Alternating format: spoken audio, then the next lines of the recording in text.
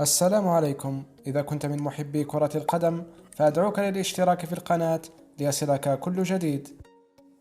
بعد المفاجأة الكبيرة التي فجرها المنتخب المغربي في مونديال قطر، حين فاز على المنتخب الإسباني وتأهل لأول مرة في التاريخ إلى الدور ربع النهائي ليشرف بذلك الكرة العربية، يواجه المنتخب المغربي في مباراته القادمة المنتخب البرتغالي، والفائز منهما سيتأهل إلى الدور نصف النهائي. كل الآمال معلقة على المنتخب المغربي لكتابة التاريخ مرة أخرى، حيث كشفت مصادر مقربة من أمير دولة قطر أنه حضر مفاجأة ضخمة للاعبي المنتخب المغربي في حالة الفوز والتأهل إلى الدور نصف النهائي.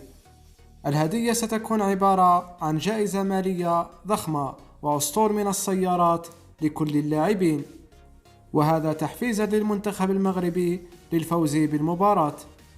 في نهاية الفيديو شاركونا بآرائكم في التعليقات، وتوقعوا نتيجة مباراة المغرب والبرتغال.